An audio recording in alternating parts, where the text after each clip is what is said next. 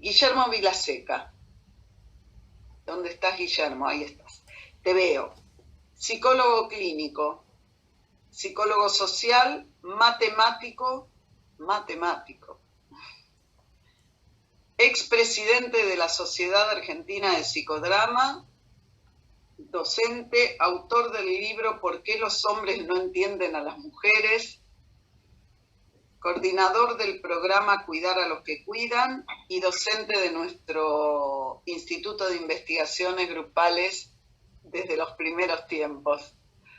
Así que, bueno, Guillermo, te escuchamos. Bueno, Contanos. muy buenas tardes a todos. Muchas gracias, Graciela, por la convocatoria, por la invitación a este espacio y a los colegas con los cuales estamos compartiendo. Una alegría enorme poder encontrarme con tantas caras de diferentes trayectorias, de diferentes momentos de la vida. Cada una podría dar para conversar sobre alguna cuestión sobre los grupos, pero bueno, vamos a tratar de que me centre en esta posibilidad de reflexionar y dialogar sobre dos de los temas que me han apasionado a lo largo de toda la vida profesional, que son los grupos y en particular el trabajo con los varones, más allá de, bueno, la clínica que, bueno, es la de Vos todos los días, también, ¿no es cierto? Guillermo, te anticipaste a los tiempos porque nos estás trayendo hace años un tema que hoy está ahí. Bueno, Gracias. Te escuchamos. justamente estuve tratando de pensar cuál fue y ubiqué que la primera sospecha que podría decir en el marco de la vida profesional que me hizo pensar que había un campo pendiente de ser interrogado en la acción y reflexionado, yo creo que lo intuí cuando era maestro de grado en los años 70 y cuando llamé a la primera reunión de padres, a la cual acudieron exclusivamente madres, lo cual me produjo un fuerte impacto. Y después de charlar con los demás colegas y que me dijeron, no, pibe, vos recién empezás, esto es así, las que se encargan de venir a la escuela son las mamás, los papás se encargan de otras cosas. Pero claro, yo era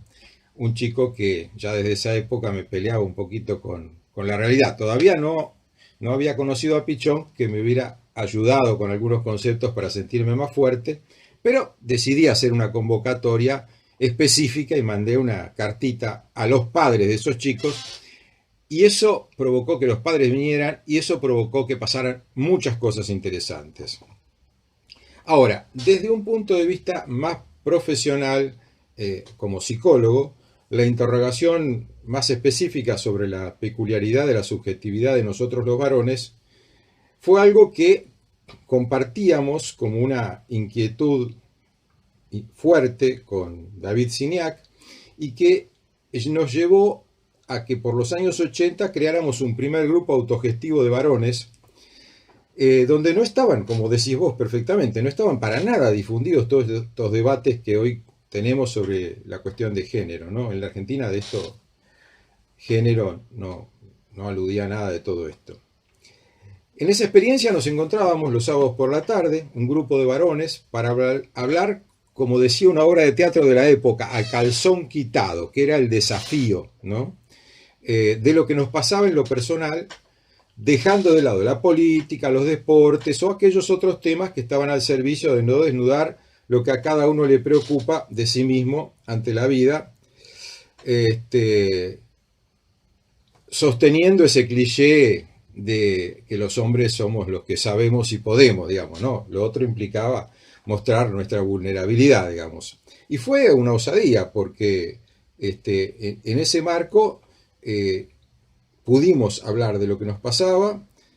y fue maravilloso para todos los que formamos parte de esa experiencia autogestiva, que duró aproximadamente un año. Hoy,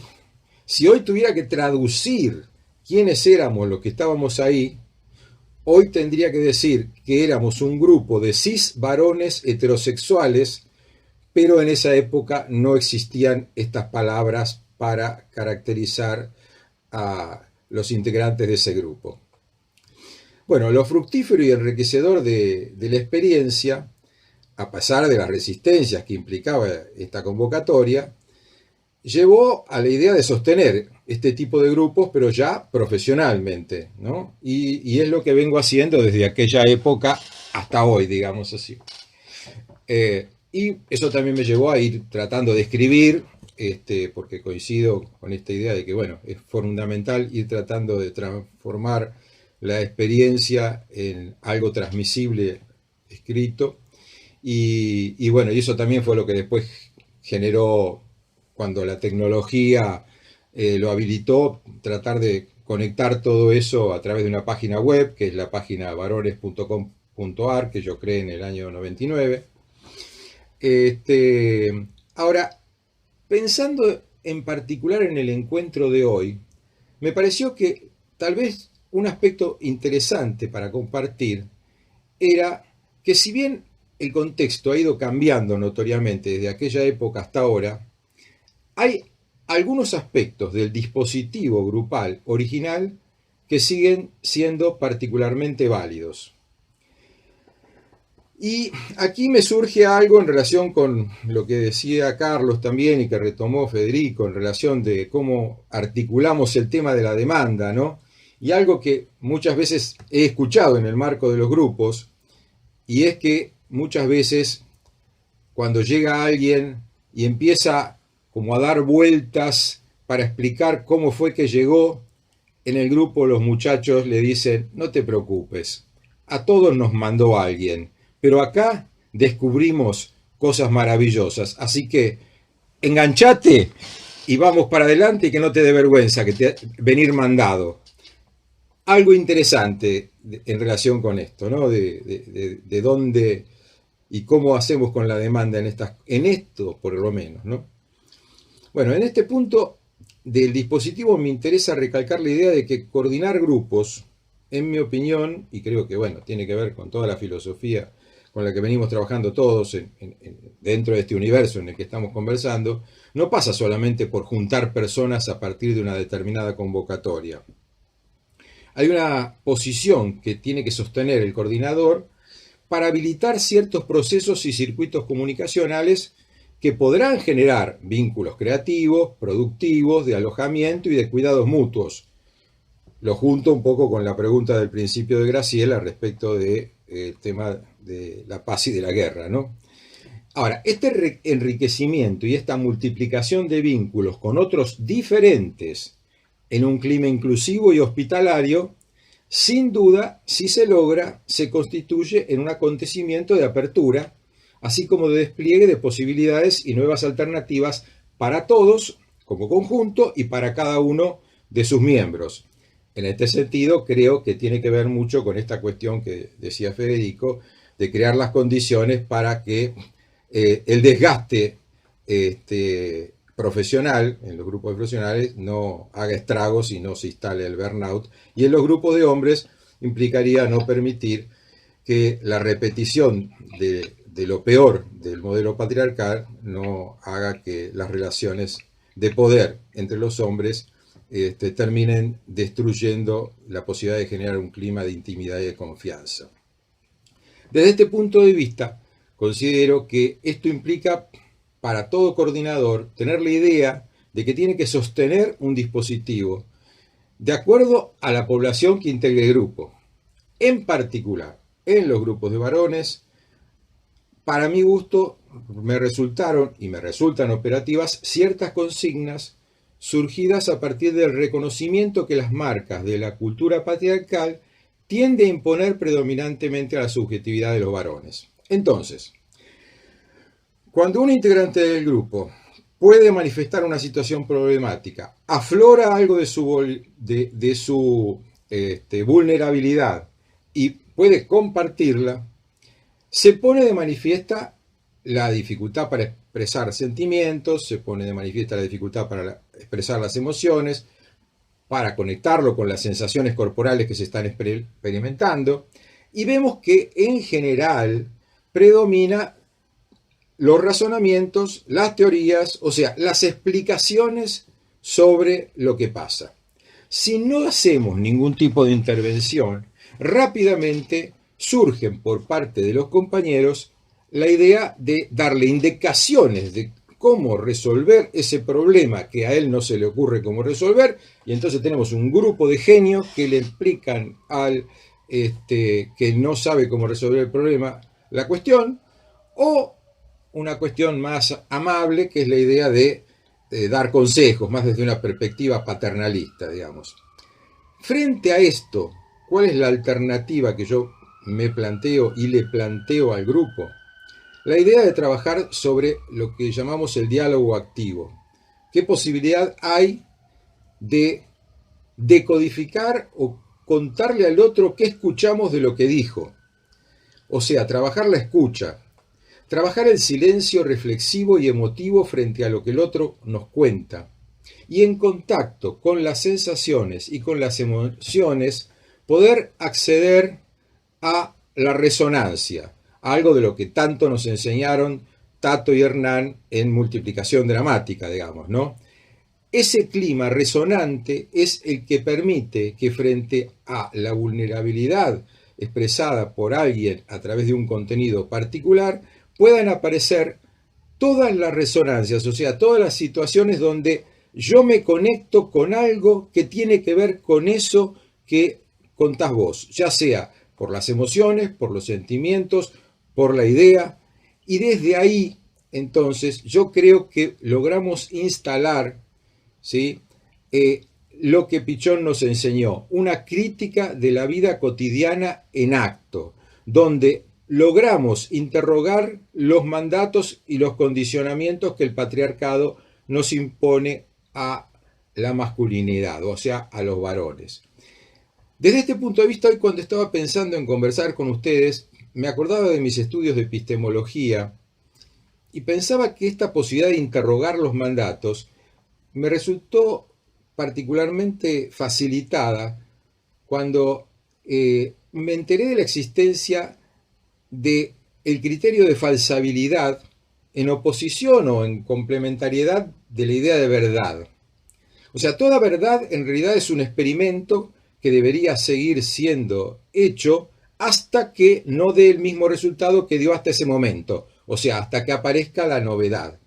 Y de alguna manera la crítica de la vida cotidiana es el desafío de generar dispositivos donde permanentemente podamos estar interrogando los mandatos y ver si siguen teniendo vigencia o no.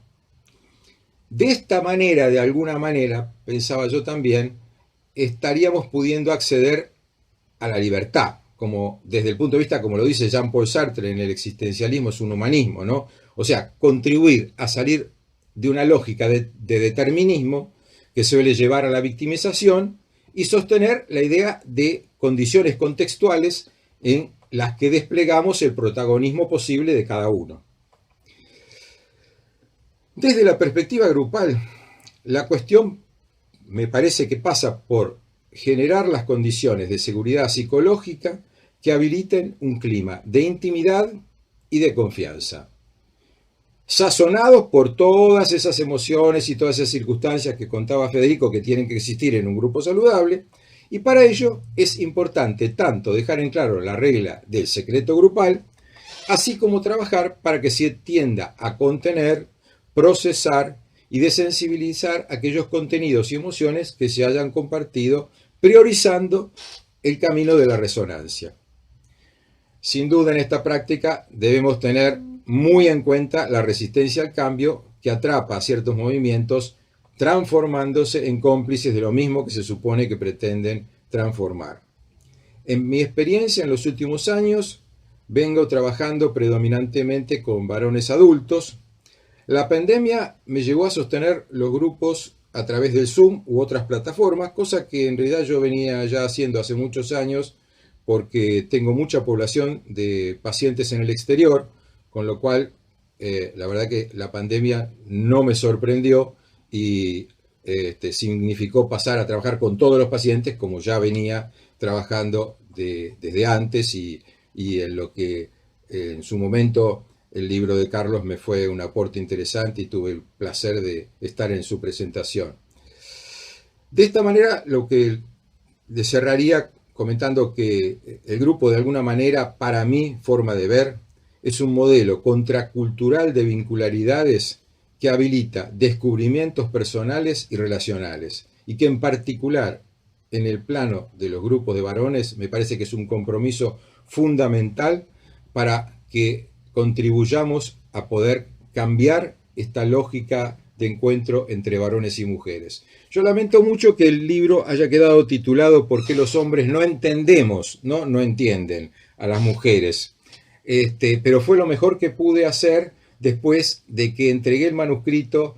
propuse el libro Vicisitudes de la psicología masculina y la editorial me dijo, ya te pagamos, el nombre del libro lo tenemos que poner nosotros para que se venda. Y es cierto, se agotó en Argentina, se agotó en México, se agotó en otros lugares, se vendió mucho, pero a mí me dejó incómodo porque la problemática de los varones no es solamente entender a las mujeres, sería entendernos a nosotros mismos, sería entender a las mujeres, a nuestros hijos, a nuestros amigos, o sea, salir de ese lugar en que el patriarcado nos ha dejado un poco complicados, digamos. Muchísimas gracias.